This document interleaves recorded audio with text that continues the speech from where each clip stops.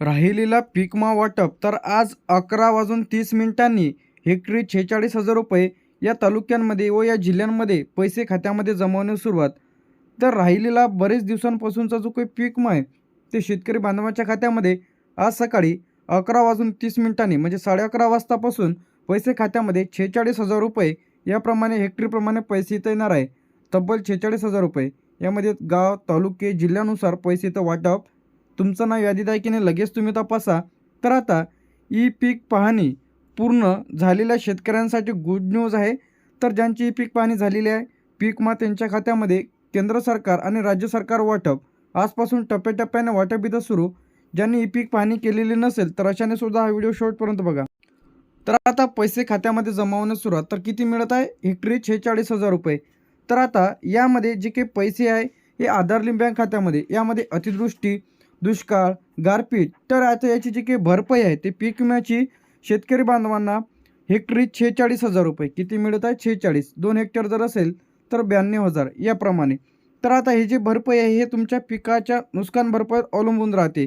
तर आता यामध्ये आता सोयाबीन तर कोणत्या पिकासाठी किती मिळत आहे ते आपण इथं पाहणार आहे. यामध्ये सर्वप्रथम सोयाबीन शेतकरी हिस्सा 2,000, राज्य सरकार हिस्सा 22,000, एकूण मिळत आहे 24,000. त्यानंतर येते कापूस त्यामध्ये 3,000 शेतकरी हिस्सा, राज्य सरकारचा हिस्सा 25,000 आणि जे की एकूण मदत होते 28,000.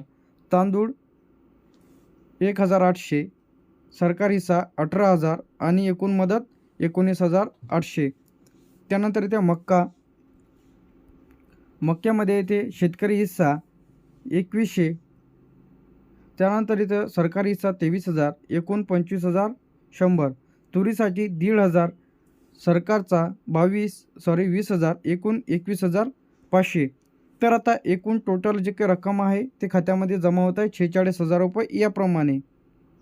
तर आता या जिल्ह्यांमध्ये वाटप सुरू. तर आता काय मिळत आहे? मुंबई शहरमध्ये जे की 18,000 ते 32,000 रुपये भरपाई इथं मिळत आहे. वाटप देखील सुरू झालेलं आहे. मुंबई उपनगरमध्ये सुद्धा 18,000 जे की 32पर्यंत पैसे इथं खात्यामध्ये येत आहे.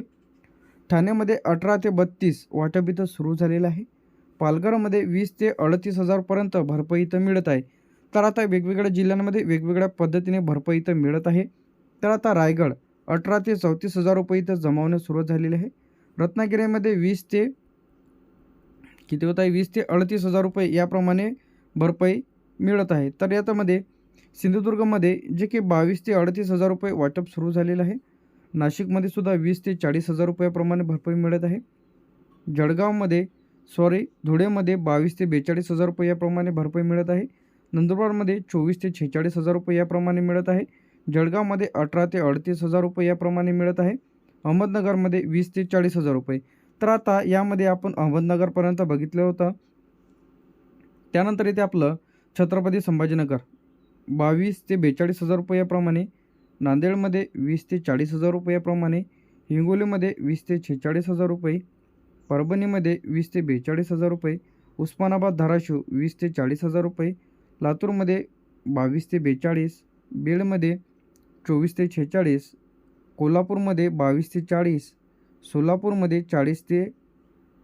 18 ते 39, 34, सांगलीमध्ये 22 ते 40, सातारामध्ये 20 ते 38, पुणेमध्ये 18 ते 36, अहमदनगरमध्ये 20 ते 40 याप्रमाणे भरपाई खात्यामध्ये इथं जमा होत आहे. छत्रपती संभाजी झाल्याच्या नंतर इथं जालना 20 ते 46,000 रुपये याप्रमाणे भरपाई इथं मिळत आहे. त्यानंतर जे ते आपलं यामध्ये बुलढाणा 18 ते 40,000 रुपये याप्रमाणे भरपाई डीबीटीच्या माध्यमातून खात्यामध्ये येत आहे. अकोल्यामध्ये 20 ते 42,000 रुपये याप्रमाणे भरपाई मिळत आहे. अमरावतीमध्ये 24 ते 46,000 रुपयाप्रमाणे भरपाई मिळत आहे. वाशिममध्ये 22 ते 42,000 रुपयाप्रमाणे भरपाई मिळत आहे. यवतमाळमध्ये 24 ते 46,000 रुपये याप्रमाणे भरपाई मिळत आहे. नागपूरमध्ये 20 ते 38 याप्रमाणे भरपाई मिळत आहे.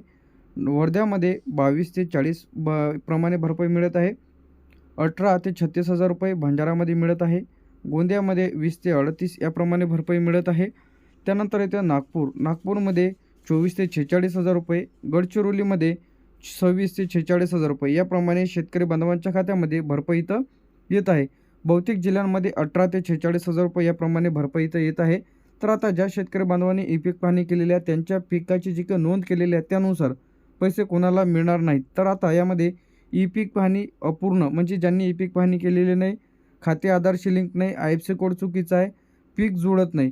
जर तुम्ही गव्हाचा पीक विमा काढला पण तुमच्या शेतामध्ये हरभराचा आहे, पिकाची नोंद तुम्ही वेगळ्या पद्धतीने केलेली आहे तर तुम्हाला पीक विमा मिळणार.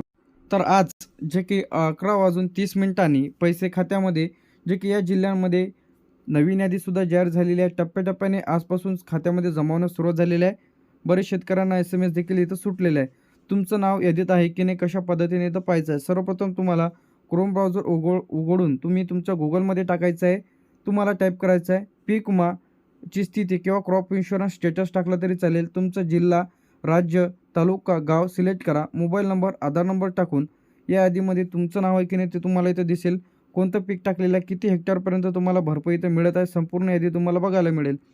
त्यानंतर यादीत नाव असूनही पैसे आले नाहीत तर त्याचे कारणे काय असू शकतात? आधार लिंक नसेल, IFSC कोड चुकीचा असेल, जॉईंट खातं दिलेलं असेल. जर तुम्ही हे केलेलं असेल किंवा तुम्ही ई-पीक पाहणी दुसऱ्याच्या शेतामध्ये केलेली आहे, चुकीच्या पद्धतीने केलेली आहे, पीक विमा पैसे इथं भरलेले नाही.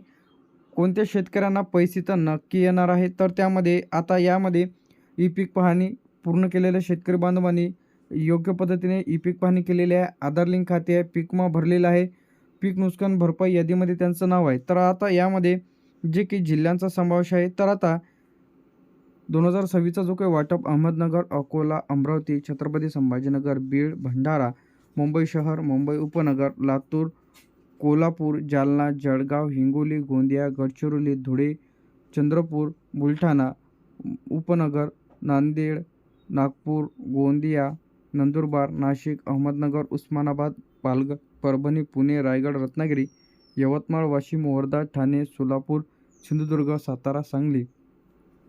तर या जिल्ह्यांमध्ये अनेक शेतकरी बांधवांच्या खात्यामध्ये 46,000 रुपये याप्रमाणे पैसे खात्यामध्ये येत आहे. लगेच तपासा.